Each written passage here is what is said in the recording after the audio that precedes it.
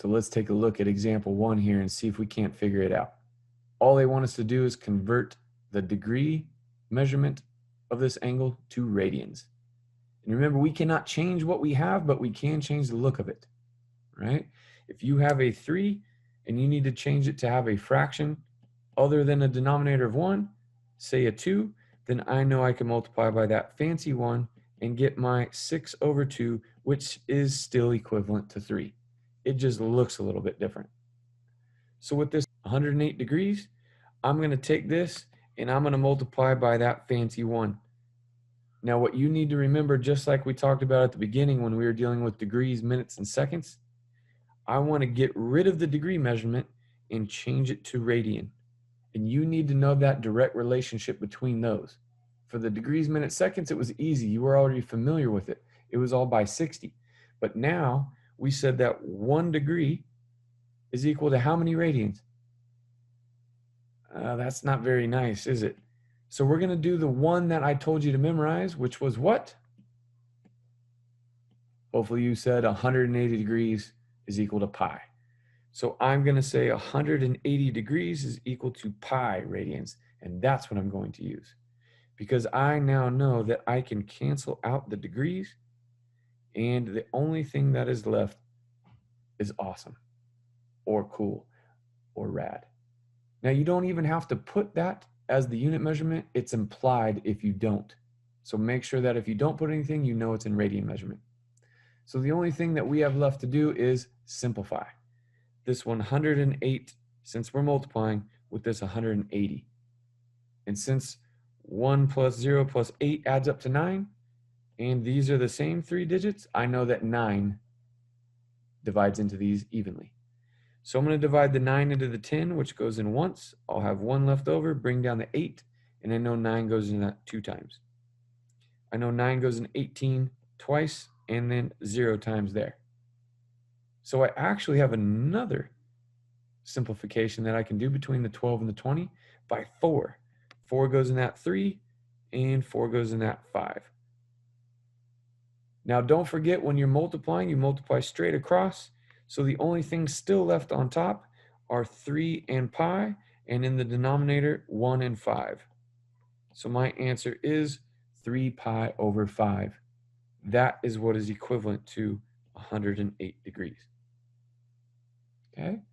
Now again, that is exact. If I wanted the approximate, I could have just rewritten that as 3.14 for my pi. So go ahead and pause it. Give part B a try.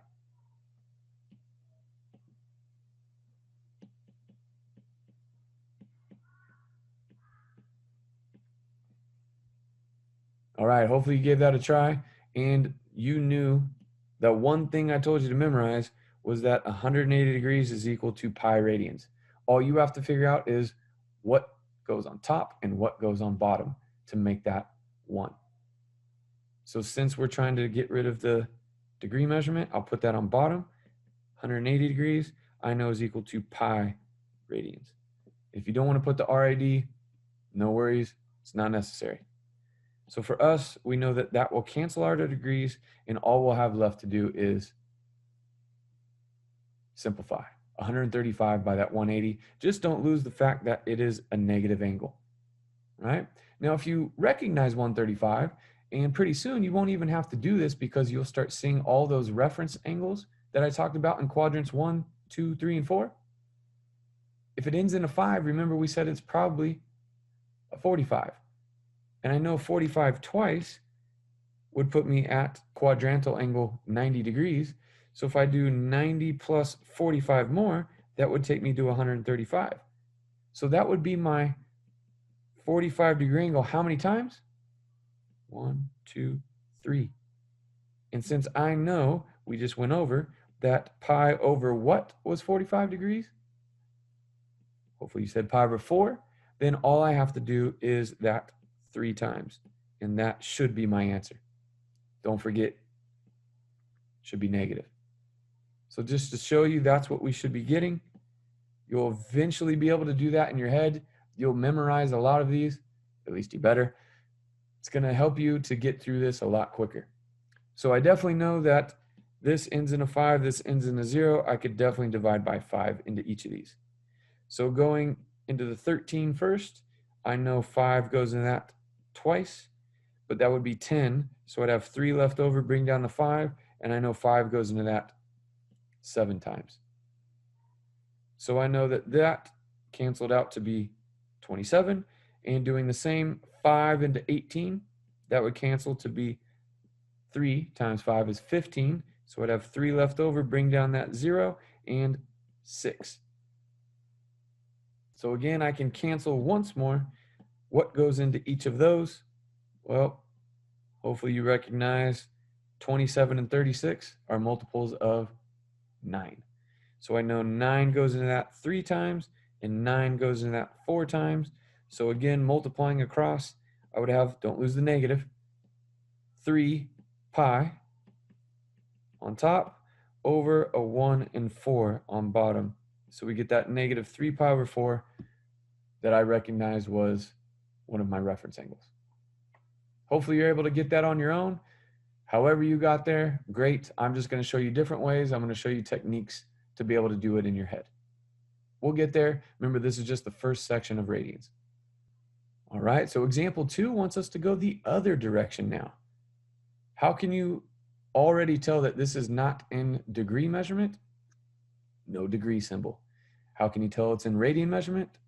Pi's are involved. So this time they want us to take 11 pi over 12, and we need to rewrite that in terms of degrees, that angle measurement.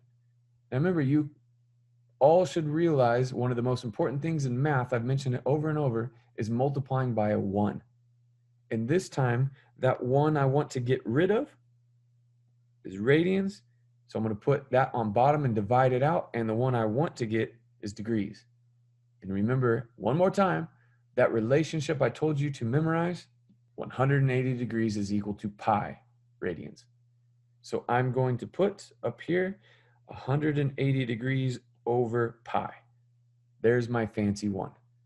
And by doing that nicely, my pi's cancel out very quickly and easily. And then does 12 go into 180? Yes, and most of you are just going to use the calculator, but I don't like to be dependent on things. So I know that when I divide the 12 into 18, it goes in once with 6 left over, and then bring down that 0. And yes, I do know that 12 goes into 60 5 times. So that's really nice because the only things left in the denominator are now 1s. And that radian, remember, we don't even need to put, that's how rad it is. The only thing that we have left is an 11 times 15 in our angle measurement of degrees. Now you may also jump to punch in your calculator 11 times 15, but remember, if you have 15 11 times, you should know 15 10 times. That's quick, that's easy, that's 150. So if you just have 15 one more time, that would make a total of 11. So just add another 15 to that, and you should get 165 degrees. Okay, so just trying to show you some new little tricks here and there with numbers that a lot of you have probably never been shown, which is fine. But again, don't need a calculator for many of these. I know it's much easier, a lot less thinking, but you'll be better off in the end with being able to do some of these little tricks and calculations in your head. So go ahead and pause it, try part B.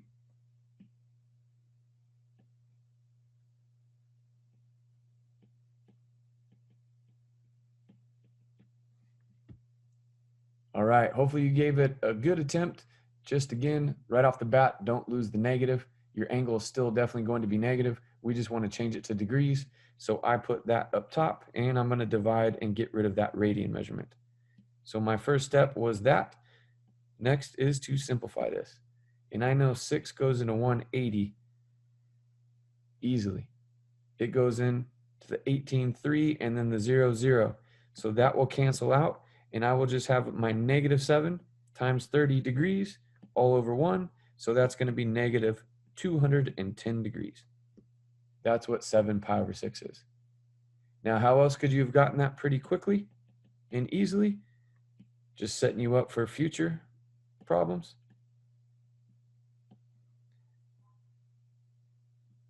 you should recognize pi over 6 as a very specific reference angle.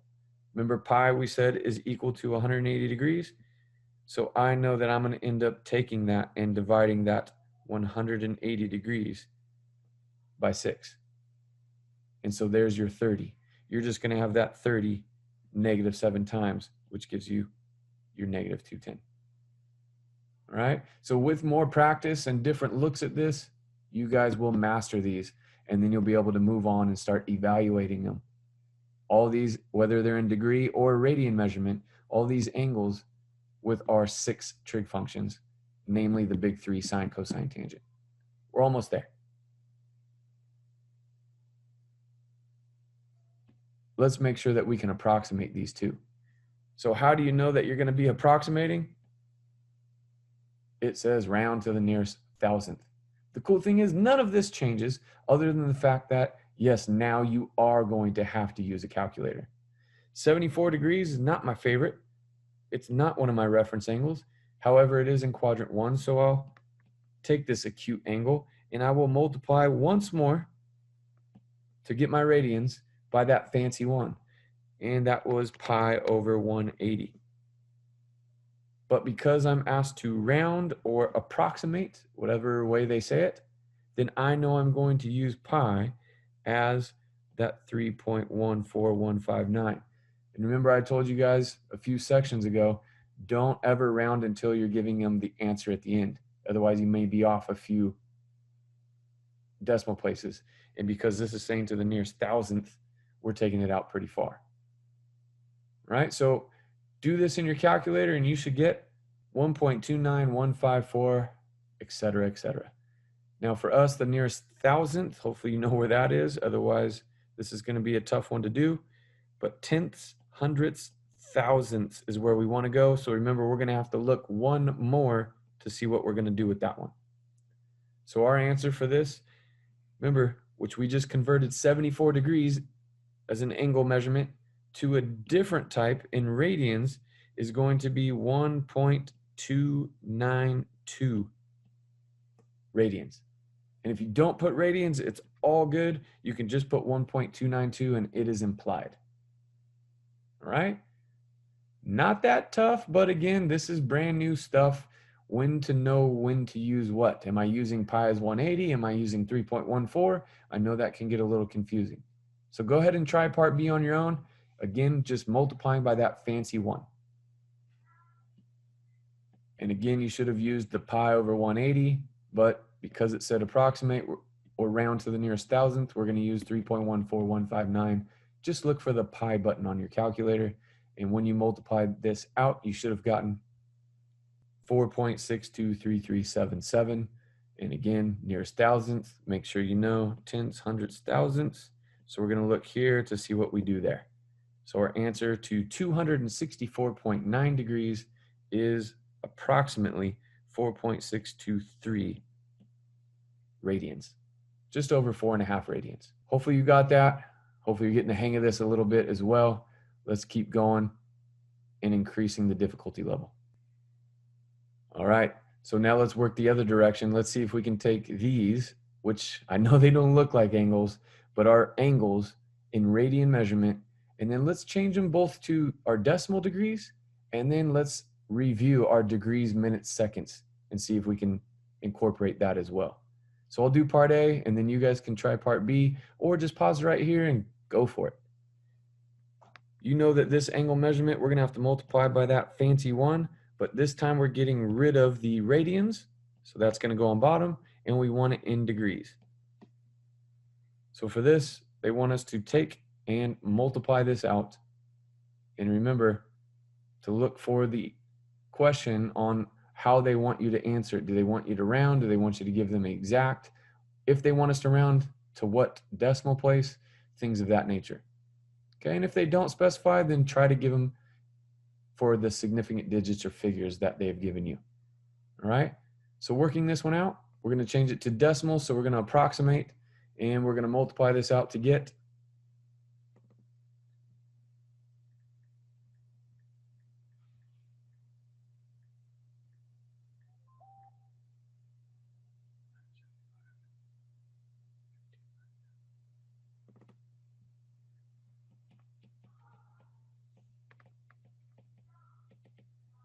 175.3250, et cetera, et cetera.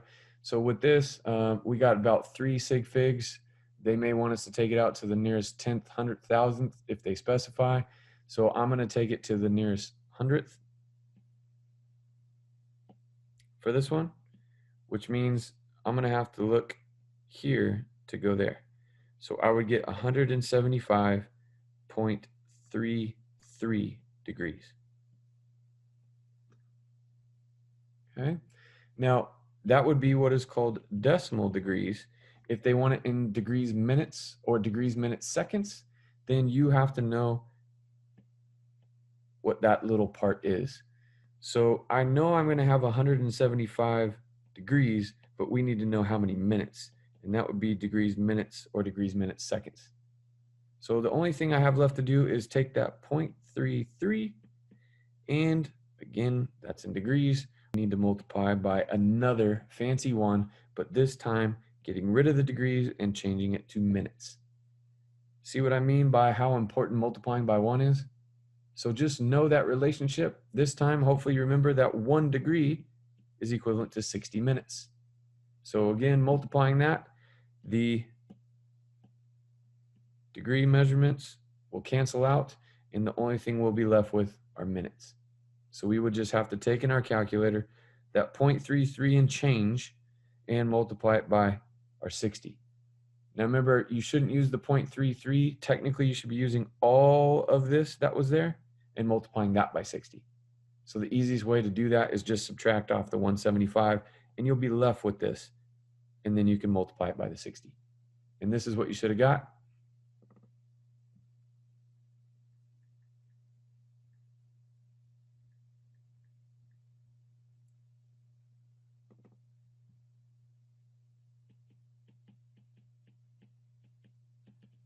$19.50511, and since we are just giving them the minutes, we would go ahead and look at this and round it up to approximately 20. Okay, so that, I don't know if you recognize, is 20 minutes, which out of 60 is 1/3, which is the 0.333 repeating, which is what we had there. So once you get the hang of these and start recognizing them, some of this stuff you can answer a lot faster than going through the algorithm formulas of these. So go ahead and try part B, if you will, real quick, and then we'll move on.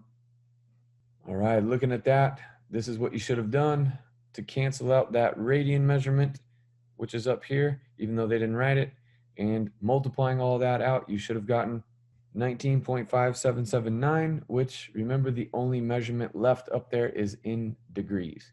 So our decimal degrees, depending on where we took it, would be 19.58 degrees if we took it to the nearest hundredth. And if we wanted to rewrite that again in decimal degrees, we are done.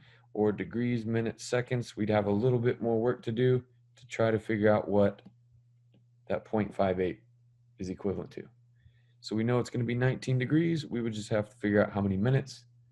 So again, one more time, taking that 0.58 and multiplying it by that fancy one that, since it's in degrees, we want to get rid of that and change it to minutes. And we know one of these is equivalent to 60 of those. So simply taking and multiplying that out to get 34.678, which we can go ahead and round to 35. All right, so depending on which way, I didn't want to do another whole example for either, so I just did both decimal degrees and degrees, minutes, seconds. I even left off the seconds so that we wouldn't have to multiply by another 1 or 2. So hang in there, making sure that you're reviewing a little bit of this stuff while we move on to the new stuff, which is our radian measurements.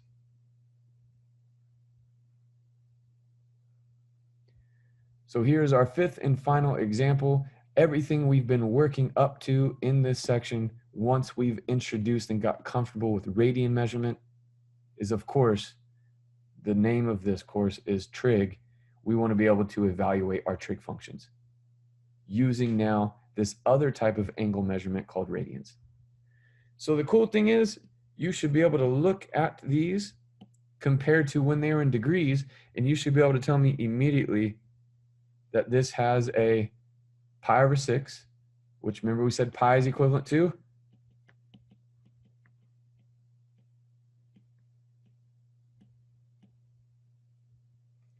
180 degrees.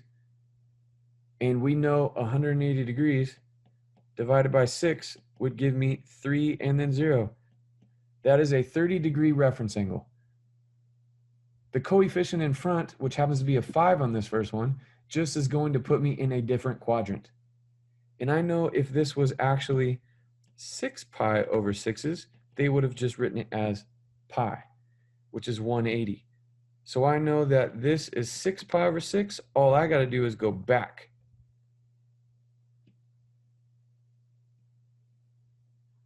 One pi over 6 to get 5 pi over 6's.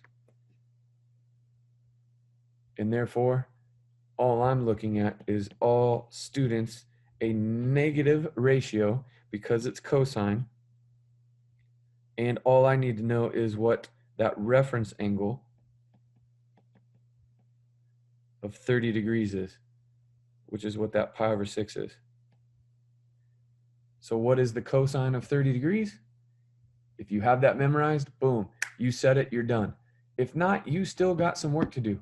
Make flashcards, do whatever you have to do, but memorize these, okay? The cosine of 30 is root 3 over 2. Just don't lose your sign because of that 5. It puts us in quadrant 2 and therefore is negative.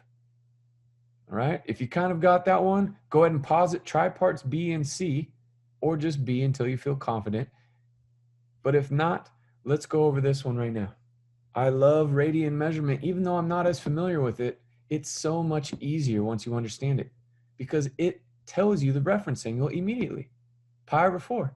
I know pi over 4 is equivalent to 45 degrees because I've had it memorized. You may not yet. You just are watching this first video, but you will get there because they're not going to go away anytime soon. All you got to figure out is what quadrant you're in and then evaluate for the specific trig function. So 45 degrees, 3 times. That's what we're looking at here. So when I look at this, I know I'm going to go 1, 2, 3, 45-degree angles. So that would be my 3 pi over 4, which means I have a reference angle of pi over 4 or 45 degrees. So all students, we're dealing with cotangent, which again means my answer is going to come out negative some ratio. And because tangent and cotangent are both reciprocal and co-functions, I can find tangent of 45 very easily. That's the 1 I told you that was simplest. Tangent of 45 is 1. So we know if we flip it, cotangent is going to be 1 as well. So my answer is simply -1. So again, they're not all going to be that easy, but go ahead and try part C, see if you got it, and then if you do, go ahead and start practicing these because we're just going to keep building off of this. Very important section to move forward. Give it a shot, and then I'll go over it with you all.